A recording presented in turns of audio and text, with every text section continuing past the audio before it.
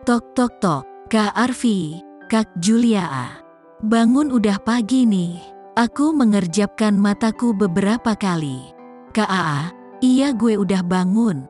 Teriakku memotong ucapannya. Ku dengar derap kakinya menjauh. Seluruh badanku pegal. Tidur jam berapa aku semalam? Bukan malam lagi tapi pagi deh kayaknya. Aku menatap orang di sebelahku. Senyumku mengembang. Aku mencium keningnya. Lalu aku bergegas turun dari kasur. Bruk, aduh, ada Godzilla, ada Godzilla, teriak Arfi yang terbangun tiba-tiba. Saat akan turun dari kasur aku menginjak baju yang tergeletak di bawah. Pagi-pagi aja udah nyungsep gini, mantep banget deh. Mana selangkangan masih sakit lagi. Tatapanku beralih melihat Arfi yang menatapku. Aku jatuh tadi. Nih kepeleset baju, jelasku. Prit, alarm pagiku jelek banget sih. Hei, kulempar saja baju itu ke mukanya. Seketika mukanya manyun embodo. Peduli amat, aku memunguti pakaian yang berserakan di bawah. Selesai itu aku memakai bajuku, baju yang aku ambil dari lemari. Tiba-tiba saja sepasang tangan melingkar di pinggangku. Makasih ya semalam, ucapnya. Aku tersenyum dan mengangguk. Morning kiss-nya mana? Aku terkekeh. Ngelunjak banget ini orang ya. Kita baru berhenti saat jam menunjukkan 4 pagi. Sekarang masih minta morning kiss. Aku membalikkan badanku. Gak tadi aja baru berhenti sampai jam 4 pagi. Gak inget kamu?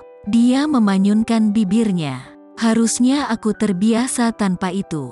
Tapi sejak hatiku memilih kamu rasanya hariku hampa, gak bersemangat menjalani rutinitasku, lemes seper.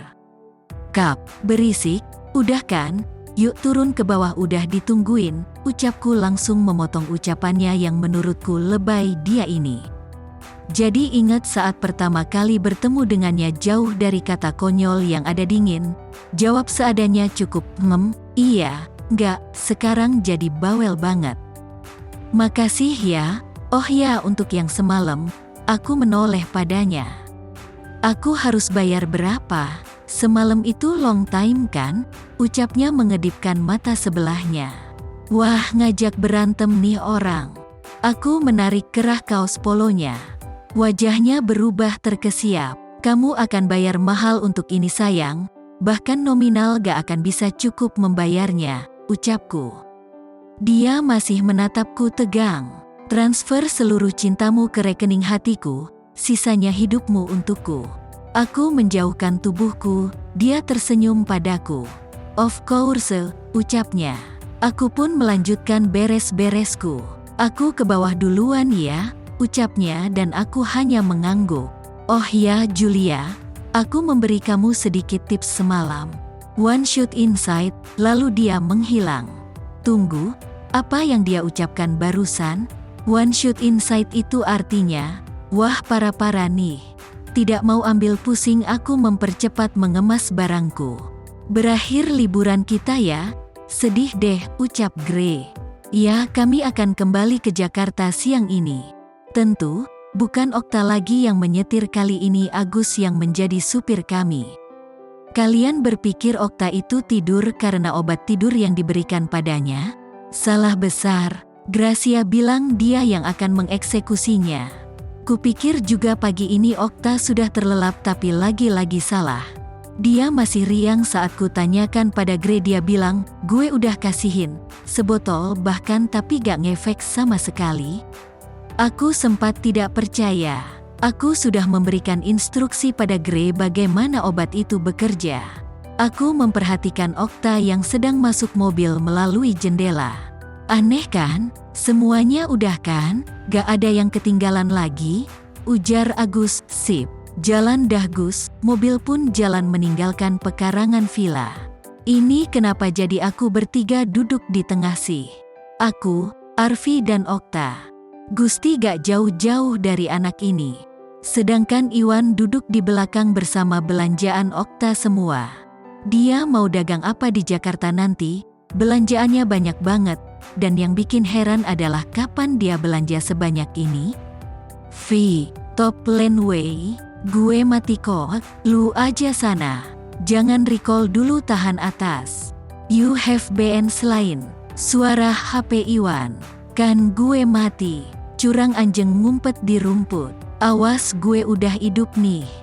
Gue mid solo. Mereka heboh sendiri dengan salah satu game MOBA di HP. Aku melihat Okta, dia tertidur. Mobil kami memasuki jalan tol arah Jakarta. David, bangke, kalah. Udah gak mau main lagi, banyak bocah. Kesal Arfi. Apa coba malah pada di atas sama bawah midnya kosong, bego emang, ujar Iwan. Junduk, aku menoleh ke sampingku. Okta sedang mengusap kepalanya yang kejedot sama jendela akibat mobil kami menginjak lubang di jalan. Sayang, gak apa-apa, Iwan mengelus kepala Okta. Sakit kak? Iwan mengelus-ngelus kepala Okta hingga ia tertidur kembali. Tubuh Okta lunglai hingga kepalanya bersandar di bauku. Beb, sini aku pangku biar Okta tiduran, kasihan kamu kejepit gitu. Arfi lalu menarik tanganku bangun. Perlahan aku mengangkat tubuhku dan pindah ke pangkuan Arfi, membiarkan Okta tidur seperti di kasur. Masih sakit selangkangan kamu? Tanya Arfi. Masih, sedikit. Dia mengecup keningku, lalu mengelus punggungku. Ini aneh, aku bukan pertama kalinya melakukan itu dan kurasa keperawananku juga sudah hilang entah kapan. Tapi Arfi bilang ada bercak darah di spray kasur. Bobo ya kamu, semalam kurang tidur kan? Kamu juga, kan kamu yang lebih capek gerak terus, balasku. Dia hanya terkekeh. Lagi, dia mengecup keningku. Hal yang membuatku selalu merasa hangat adalah saat dia memberikan kecupan di keningku. Itu jauh lebih baik dibanding ciuman di bibir. Sungguh, aku merasa sangat disayangnya, menjadi berliannya yang selalu dijaganya. Aku menyenderkan kepalaku di caruk leher Arfi. Ku kecup sekilas rahangnya yang kokoh, lalu ku pejamkan mataku. Sore ini kami sudah sampai di Jakarta dan kini kami berdua sudah di apartemen. Aku tidak tahu bagaimana ketika ku buka mata sudah ada di kasur. Aku juga tidak tahu bagaimana Arfi melakukannya tanpa mengusik tidurku.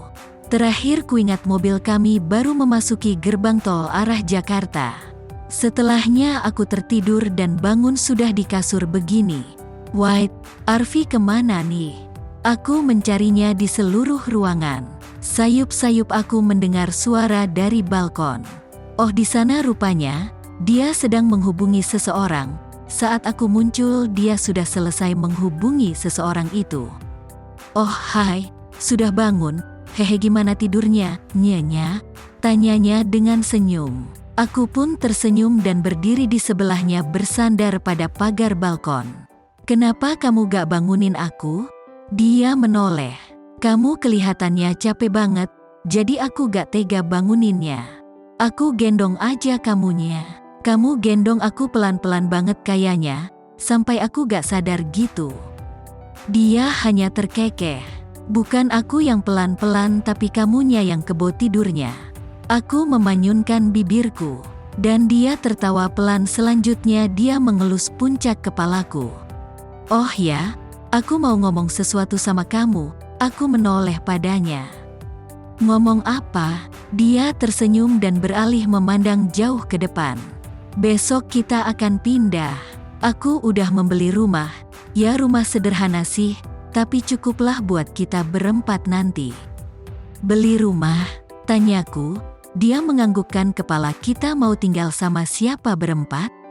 Tanyaku lagi. Dia tersenyum menatapku. Kamu, aku dan 2 orang calon anak kita. Aku terdiam mendengar penuturannya. Anak, dia membicarakan anak. Entah kenapa rasanya aku ingin menangis namun ku tahan sekuat tenaga. Bagaimana tidak, dia benar membuktikan ucapannya. Mungkin aku yang lebay tapi untuk orang sepertiku diperlakukan seperti ini oleh pria adalah hal yang belum pernah ku dapat.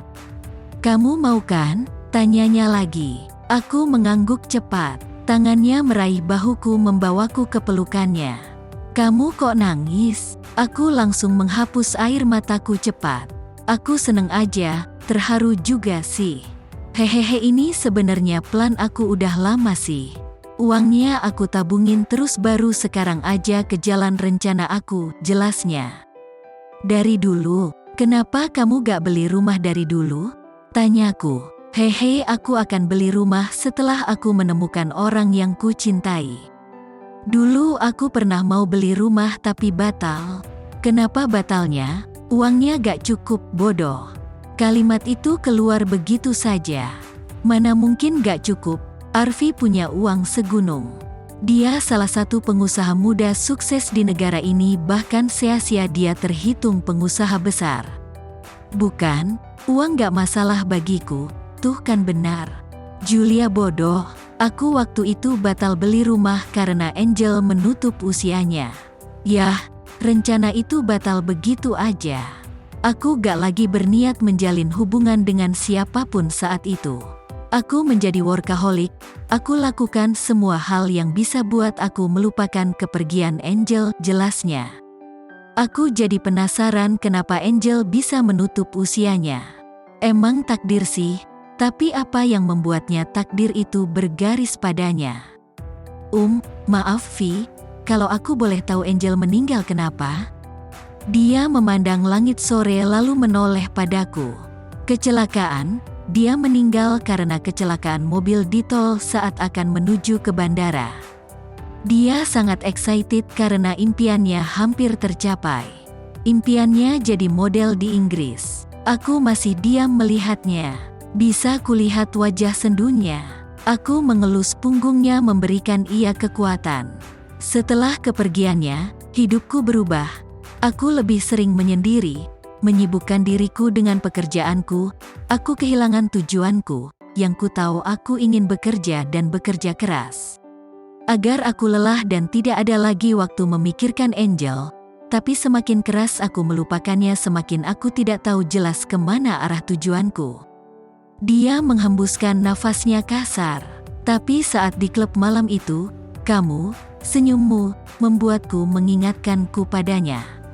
Saat kamu menyalami tanganku, aku enggan meraih uluran tanganmu karena kamu terlalu mirip dengannya. Dan saat kamu melakukan hubungan sama si tua bangka itu, aku marah, sangat marah. Aku perlu waktu untuk memastikan kenapa aku bisa semarah ini.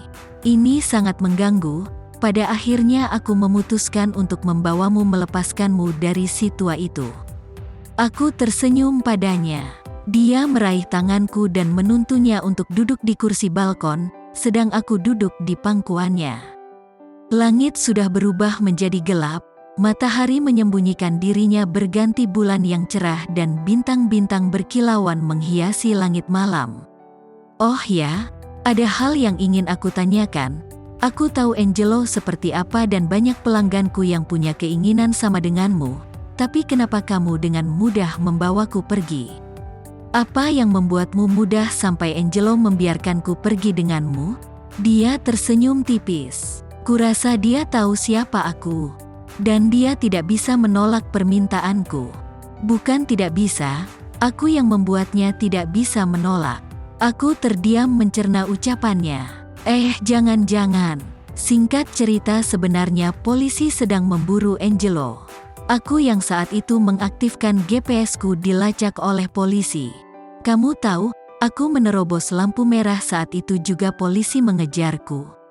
Saat sedang meeting HP-ku bergetar, kupikir pesan masuk, ternyata GPS-ku berhasil terlacak.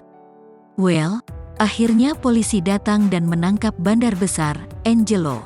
Aku terkejut mendengar ceritanya. Dia sudah merencanakannya sejak awal. Tapi muncul rasa ketakutanku bahwa jika Angelo bebas dia akan mencariku lagi. Seharusnya kamu kena proses juga kan? Secara GPS kamu menunjukkan kamu di sana. Hehehe, kamu ingat kita keluar klub menggunakan mobil warna apa? Aku mengingat, mobil sedan, putih. Iya, putih. Sedan putih kan? Dia mengangguk. Aku awalnya ke sana menggunakan mobil SUV hitam. Dan HP yang kugunakan bukan HP-ku yang sesungguhnya. Jadi kutinggalkan HP itu dan mobilku juga. Enak banget dia ninggalin mobil gitu aja, ceritanya semakin menarik. Aku semakin penasaran dengan jalan pikiran Arfi. Mobil itu kan atas nama kamu. Kalau kamu tinggalin di sana pasti polisi melacaknya menggunakan nopolnya. Aku menggeleng, aku tidak bodoh Julia. Mobilku sedanku memang sudah ada di sana dari siang. Jadi saat aku pergi ke klub malam itu ku gunakan mobil SUV hitamku. Surat mobilnya ku tinggalkan di sana dan itu mobil yang ku beli bersama Angel. Dan atas nama Angel juga nomor HP yang ku gunakan saat itu juga atas nama Angel. So, jika polisi berhasil melacaknya polisi hanya menyimpulkan bahwa mobil itu berhantu. Selesaikan? Dasar mafia. Aku memutar bola mataku malas. Tadi dia sedih karena kepergian Angel, sekarang dia seolah memanfaatkan kematian Angel. Parah-parah. Aku mengorbankan begitu banyak hal malam itu tapi siapa sangka aku mendapatkan hal besar juga malam itu juga, yaitu kamu. Aku terkekeh mendengarnya. Aku merapihkan rambut depannya yang sedikit berantakan. Dia menggenggam sebelah tanganku yang bebas dan menciumnya. Pandangannya beralih menatap mataku. Aku tahu arti tatapan itu. Kudekatkan wajahku lalu aku merasakan bibir kenyal milik Arfi menyentuh bibirku. Manis, selalu manis. Dia melepas ciuman kami. Makan keluar yuk, abis itu beres-beres. Besok kan kita udah pindah, ujarnya. Aku mengangguk lalu bangkit dari dudukku dan kami keluar untuk makan malam. Pagi ini, lebih tepatnya hampir siang sih, kami sudah membereskan barang-barang untuk dipindahkan ke rumah baru Uhung. Barangnya tidak terlalu banyak, hanya baju-baju dan peralatan makan, selebihnya ditinggal. Kami sepakat untuk menyewakan apartemen ini. Dengan begitu akan ada penghasilan tambahan untuknya. Iya Pak, nanti Arfi kirim alamat rumah Arfi. Itu dia Arfi, biar ku tebak dia sedang menghubungi orang tuanya. FY ini kedua orang tuanya Arfi sedang berada di negeri kincir angin. Mengurus bisnis katanya. Kita jalan sekarang? Tanyaku. Tunggu dulu bentar ya, aku hanya mengangguk. Tak lama terdengar suara motor yang berisik. Mereka saling berboncengan. Dari gestur tubuh aku mengenalinya meski mereka menggunakan helm. Itu Gracia berarti yang di depan Agus. Satu motor lagi juga berpasangan, cuma ya ini mereka memang yang aneh, gak sulit untuk menebaknya siap lagi kalau bukan Iwan dan Okta. Siapa lagi yang bertingkah gila seperti ini kalau bukan mereka berdua? Iya, Iwan mengendarai moge dan Okta duduk di atas tangki moge dengan kedua kaki dikedepankan. Jatuh aja syukurin lu. Ini juga Iwan mau aja ngikutin mauannya Okta. Gils, berisik banget anjoy motor Luffy. Hahaha tang sia udah bawain motor gue ke sini. Oh jadi motor yang dikendarai Agus ini motornya Arfi. Kalau dilihat-lihat keren juga sih. Motor pabrikan Jepang dengan warna hijau yang mendominasi. Ya udah, sesuai rencana ya. Gue, Iwan, Agus naik motor. Ciwai-ciwai naik mobil gue. Nih. Arfi memberikan kunci mobilnya pada Gracia. Paling gak Arfi masih waras dengan memberikan kunci mobilnya pada Gracia, bukan ke Okta. Kamu sama mereka ya, ucap Arfi memberikanku kecupan di keningku. Kita tunggu di gerbang jalannya bareng ya. Kami pun berpencar. Aku mengikuti langkah Gracia ke basement mengambil mobil dan di belakangku ada Okta mengikuti. Mobil Arfi yang mana Jul? Lah kupikir udah tahu dia. Aku menunjuk sebuah mobil sedan putih. Kami pun segera pergi meninggalkan area parkiran. Saat sampai gerbang, benar saja para pria laknat sedang menunggu kami keluar. Ayo jalan, teriak Okta dari jendela belakang. Wih keren, berasa jadi presiden gini. Mobil kami dikawal 2 mogei. Mancap, tadi gimana? Meeting soal proyek rumah impiannya Gray? Tanyaku. Lolos Jul, Okta yang mempresentasikan. Gue sempet ragu tapi cara dia presentasi tadi keren. Direkturnya langsung setuju dan pembangunannya mulai bulan ini. Kita juga dapat kontrak 3 tahun dan gue udah bentuk tim buat ngurusin proyek ini selama 3 tahun. Wih keren, berarti 3x konsep iklan dong ya? Yaps, gue sendiri jadi ketua tim inti yang gue bentuk. Keren-keren, kulirik Okta di belakang dari spion dalam. Dia terlelap tidur, kelihatannya dia lelah, dia juga belum ganti baju, masih pakaian kantornya. Kalian langsung dari kantor? Tanyaku. Iya, bareng-bareng. Tapi tadi gue sama Agus sempet ke basecamp dulu ambil motornya Arfi. Basecamp? Tanyaku heran. Iya, lu belum pernah kesana emang? Arfi gak ngajak? Aku menggelengkan kepala. Arfi bahkan gak pernah cerita dia punya basecamp. Kapan-kapan minta Arfi ajak ke sana deh. Tempatnya bagus, sejuk dan adem karena pinggir danau gitu. Oh ya, boleh-boleh, jawabku. Kami mengobrol sepanjang perjalanan. Tanpa dirasa mobil kami memasuki area perumahan yang cukup mewah. Kulihat rumah-rumah di sini. Ada satu rumah yang menarik perhatianku. Rumah bergaya mewah dengan cat emas menghiasi 2 buah pilarnya. Ini gak capek apa bersihin rumah segede gini? Berapa pembantu rumah tangga yang bekerja di rumah itu ya?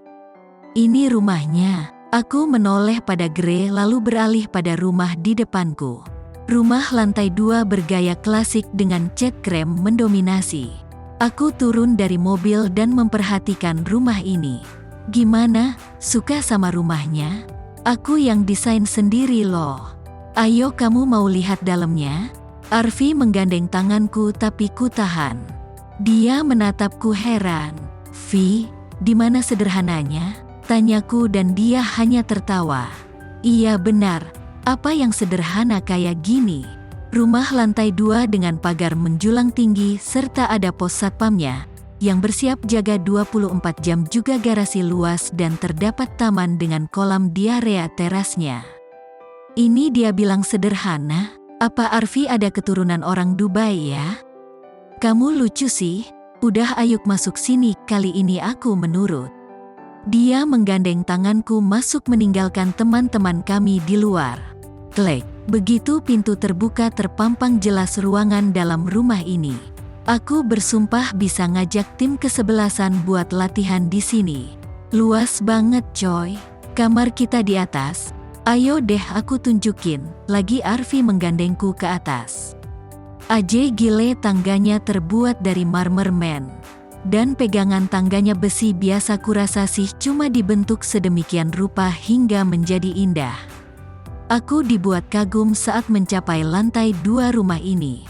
Ini aku yang norak atau emang rumah ini terlalu mewah ya? Terserahlah, emang gitu nyatanya. Nah ini dia kamar kita. Gimana menurut kamu? Aku mengedarkan pandanganku ke seluruh penjuru kamar ini. Ada kasur dengan ukuran king size, gorden yang besar, meja make up, kamar mandi, TV, dan masih banyak lagi. Bagus, sangat bagus. Aku belum pernah memasuki rumah semewah ini, ujarku. Arfi terkekeh. Kamu mau tahu apa yang sederhana di rumah ini? Apa? Hehehe, alasan aku membeli rumah ini itu yang sederhana. Hah? Alasannya apa? Kamu, sederhana kan? Arfi membuka gorden jendela lalu membuka pintu kaca di sana. Sini deh. Aku berjalan menghampirinya. Di balkon ini ada 2 buah kursi santai dan meja kecil di tengahnya. Nah ini spot favorit aku, kalau sore enak lihat matahari tenggelam. Aku tersenyum, lalu ikut duduk di kursi. Aku gak tahu harus ngomong apa, ini sangat mengagumkan Arfi. Aku belum pernah merasakan sebahagia seperti ini. Terima kasih Vi. Dia tersenyum. Senyumnya sangat menawan, matanya menyipit jika tersenyum. Dia meraih tanganku lalu mengecupnya. Kita akan tinggal di sini. Ini tempat kebahagiaan kita, ujarnya. Dia berdiri meraih tanganku, ikut berdiri lalu memelukku.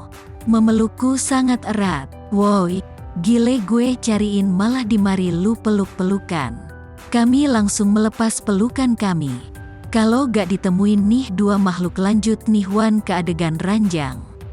Iye bener, kagak tahu kita susah gotong-gotong lemarinya, si empunya malah enak meluk-meluk.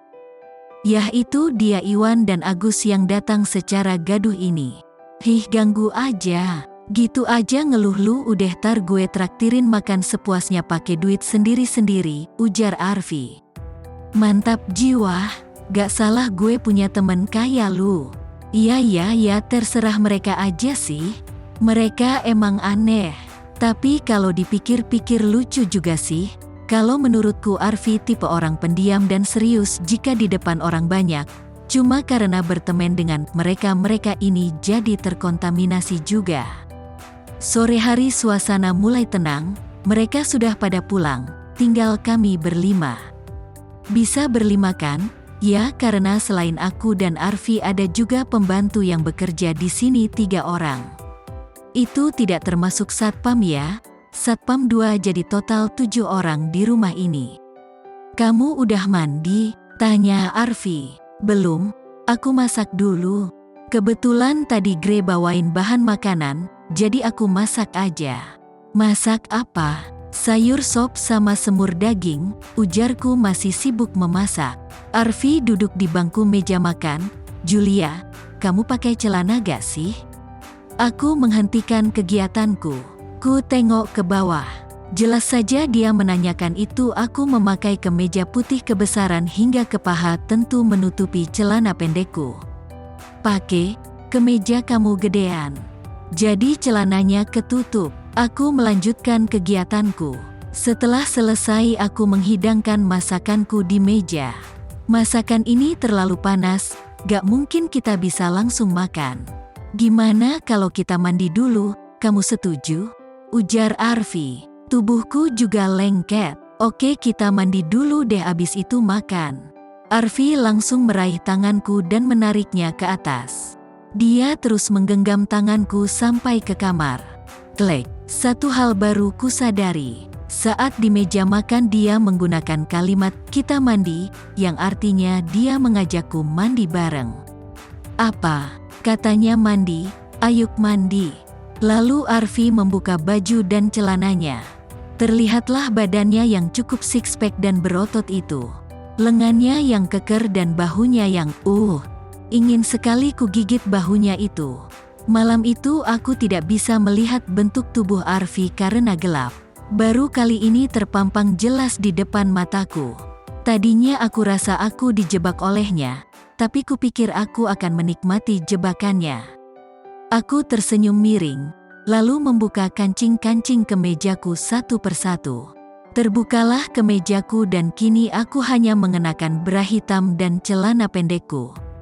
Tuh aku pakai celana kan? Ujarku mengerling nakal. Itu gak akan lama, secara tiba-tiba Arfi menggendongku dan mendudukkanku di atas wastafel kamar mandi. Dia mencium bibirku lembut lalu beralih ke leher jenjangku. Tidak sampai situ, kini dia sudah melepas bra yang ku kenakan dan mulai bermain di sana. Arfi, desahku lolos begitu saja saat Arfi mulai menghisap kedua payudaraku secara bergantian. Dia lalu melepas celana pendekku, aku hanya menikmati perlakuannya saja. Arfi menatapku lekat saat sudah tidak ada sehelai benang pun yang menempel pada tubuh kami. Kamu milikku, hanya milikku. Aku tersenyum lalu mencium bibirnya lembut. Dan begitulah, kami sempat bermain sebelum kami membersihkan diri kami. Di kamar mandi adalah hal yang belum pernah aku pikirkan untuk melakukan hal seperti ini. Dan jika ditanya aku tentu akan menolak, tapi Arfi mampu membutakan mataku seperti dia dengan mudahnya membuatku tergila-gila padanya. Dia seolah membuatku tidak peduli dimanapun kami berada. Dia dengan mudahnya membuatku pasrah menerima perlakuannya. Perlakuan yang lembut yang selalu memabukkanku. Setelah selesai beberapa kali ronde, akhirnya kami berendam di dalam batub dengan posisi Arfi di belakang tubuhku. Kamu tadi one shoot lagi?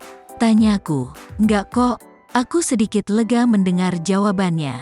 Tapi semuanya aku masukin ke dalam, aku tersentak mendengarnya hingga aku menjauhkan tubuhku dan berbalik menatapnya. Kamu serius? Tanyaku. Dia hanya menganggukkan kepalanya dengan senyum merekah. Kalau aku hamil gimana? Artinya kamu akan jadi mommy dan aku papahnya. Ingin rasanya ku lelepin dia di dalam batu ini. Mudah sekali dia bicara, iya kalau dalam pernikahan sih bahagia. Tapi kami kan belum menikah, tunangan aja enggak. Air mataku mulai menetes. Kita belum menikah Arfi dan aku gak mau kita akan menikah. Di Belanda, ujar Arfi memotong ucapanku. Aku terkejut mendengarnya. Gak usah kaget, orang tua aku menunggu kita di sana. Mereka juga nanyain terus tapi akunya aja yang gak mau. Kenapa? Kamu mau nunggu aku hamil dulu gitu? Ya enggak lah. Kita berangkat tanggal 23 Juli dan melaksanak pernikahannya 30 Julinya, ujarnya menaik turunkan alisnya. Kenapa dia ini? Masih lama 3 bulan lagi itu kan? Hehehe sabar dong, kan biar spesial di hari yang spesial, iya kan? Aku diam. Tanggal 30 Juli katanya, tunggu. Di hari ulang tahunku, dia tahu dari mana hari ulang tahunku. Kamu tahu hari ulang tahunku? Tanyaku, dan dia terkekeh. Taulah, Arfi gitu loh. Udah sini gak usah nangis lagi, ujar Arfi seraya menarik lenganku untuk bersandar pada dadanya yang bidang. Arfi, besok-besok di luar aja ya. Mandi di luar gitu, gedek gue gedek segedek-gedeknya. Bukan, keluarinnya di luar. Kalau udah keluar ngapain di luar lagi? Aku mencubit perutnya yang kotak-kotak itu. Aduh iya gila tajem banget tuh kuku kayak pisau. Biarin, pokoknya besok di luar, ucapku memanyunkan bibirku. Dia sih enak nembak-nembak doang yang nanggung emang siapa nanti? Mau taruh di mana mukaku di hadapan orang tuanya Arfi dengan keadaan perut melendung, padahal yang bikin melendungkan anaknya sendiri. Kalau gak mau di luar aku gak mau juga diajak main sama kamu, ancamku. Dia memanyunkan bibirnya. Kan enakan di dalam gitu, Arfi. Iya gitu aja ngambek deh. Aku mah bisa apa kalau ratuku udah bersabda, ujarnya. Kurasa pipiku memerah dengan segeraku mengalihkan pandanganku. Vi, punya kamu berdiri terus ini, mau lagi ya? Tanyaku polos. Elah dia mah otomatis kalau di depannya ada yang begini-beginian. Aku membalik badanku menatapnya. Dia pun menatapku seolah bertanya ada apa. Aku mengerling nakal. Mau lagi gak? Tanyaku seketika wajahnya berubah cerah secerah cat tembok sekolah taman kanak-kanak. Mau, kalau dikasih. Tapi di luar ya? Dia menganggukkan kepalanya cepat. Janji. Aku memberikan jari kelingkingku. Dia hanya tertawa. Kalau gak janji aku gak mau. Iya. Lali Arfi menautkan jari kelingkingnya ke jari kelingkingku. Dan dia berdiri mengambil handuk untuk dililitkan ke tubuhnya. Aku hanya diam menatapnya. Kenapa kamu? Tanyanya. Katanya mau lagi, ujarku. Iya tapi gak di sini. Julia masuk angin. Iya udah yuk pindah ke kamar. Aku tersenyum, gendoong, ucapku manja dan dia hanya terkekeh lalu mengangkat tubuhku dari dalam batuk. Ini badanku yang enteng atau emang Arfinya yang kuat ya? Gak usah dipikirin deh. Udah tahu kan apa yang akan terjadi selanjutnya? Gak usah diceritain lagi, alias gue males ngetik wakak. Sudah beberapa hari kami tinggal di rumah kami. Jarak dari rumah ke kantor pun tidak seberapa jauh karena kami melewati jalur alternatif ya sekitar 20 menit sudah sampai kantor. Tapi yang membuatku malas adalah saat jam makan siang tiba Arfi selalu mengajakku pulang dan memintaku memasakkan makan siang untuk kami. Katanya masakanku lebih nikmat meski aku hanya memasak telur mata sapi untuknya. Pagi ini hari Sabtu, dan kemarin Arfi bilang orang tuanya landet Jumat kemarin. Arfi berniat mengajakku menemui kedua orang tuanya. Aku bergegas bangun dan bersiap-siap. Sabtu ini tidak ada jadwal bermalas-malasan sepertinya. Memang kami jadwal menemui orang tua Arfi itu malam hari, namun menemuinya ini yang jauh, di Sukabumi coy. Bukan karena orang tua Arfi tinggal di sana, tapi mereka hanya singgah di Indo untuk urusan bisnis mereka di sini. Sibuk sekali sepertinya ya. Vi, bangun oi. Aku sedikit berteriak, namun yang dipanggil masih menutup matanya rapat. Arfi, bangun, katanya mau ketemu mami papi hari ini. Tidak ada pergerakan sedikit pun dari empunya nama. Jika begini aku hanya punya satu cara untuk membangunkannya. Kurai sebelah tangan Arfi lalu kuletakkan di sebelah dadaku. Kugerakkan perlahan tangannya dan tanpa menunggu lama jari-jarinya mulai bergerak mengelus dadaku. Aku tersenyum lalu menjauhkan dadaku dari tangannya dan gotcha. Dia membuka matanya. Kok udahan? Suaranya serak khas bangun tidur.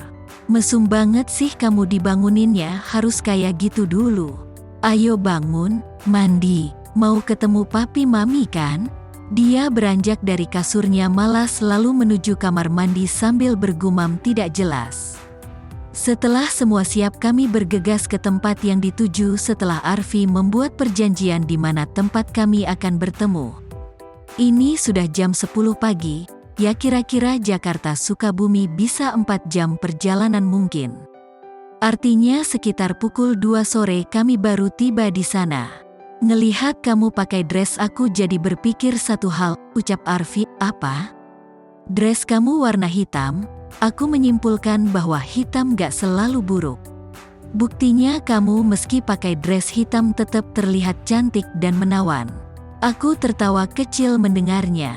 Apaan sih jayus deh kamu? Aku beneran kok gak bohong cius deh, ih dasar alayers. Selama di perjalanan kami terus bercanda dengan Arfi yang selalu membuat jokes-jokes receh yang jauh dari kata lucu, tapi anehnya aku tetap tertawa meski tidak lucu sama sekali. Nah udah sampai, yuk, kita let's go, ujar Arfi sumringah.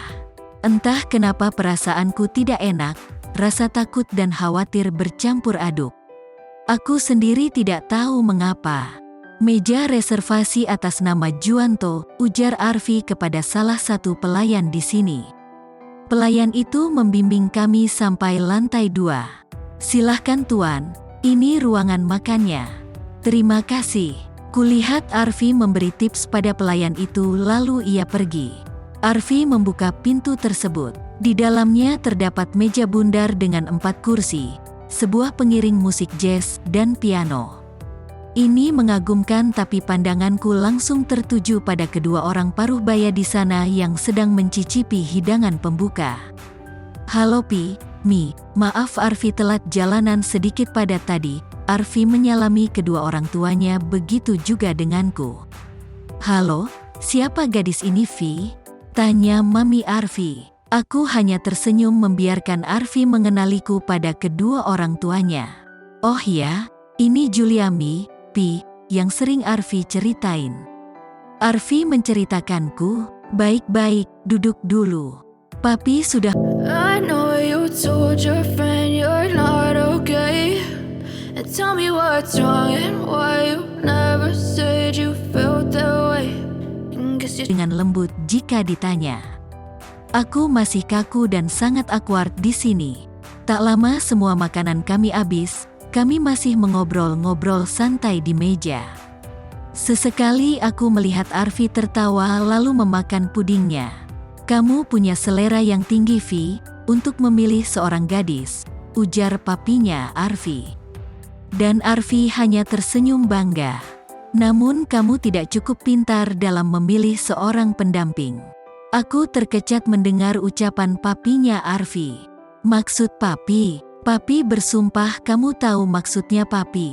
Selain itu kamu akan tunangan dan menikah dengan Meisa, anak rekan bisnis papi. Kurasakan jantungku tidak bergerak, tenagaku hilang entah kemana. Sendok yang kugenggam jatuh ke piring. Tubuhku kaku hanya menatap puding di depanku. Arfi gak akan menikah dengan siapapun kecuali dengan Julia Pi. Suara Arfi meninggi. Vi, sabar dulu, dengerin penjelasan papi kamu dulu dong nak, ucap Mami Arfi menenangkan. Papinya Arfi atau Om Bram ini melipat tangannya di atas meja lalu menatap Arfi tajam. Kami tahu siapa dia nak, dia cuma gadis kesayangan Angelo bukan? Ini tidak seharusnya. Dia ini hanya akan menggerogoti hartamu. Dadaku terasa sesak, air mataku mengalir deras. Segitu rendahkah aku di mata mereka? Hei gadis muda, berapa yang kau mau? 1 miliar, 2 miliar atau 1 triliun katakan. Berapapun akan kuberikan tapi tinggalkan anakku. Bukankah harta yang kau cari dari anakku? Aku mengangkat kepalaku sedikit. Kulihat Om Bram menatapku lalu dia mengambil sesuatu dari tasnya.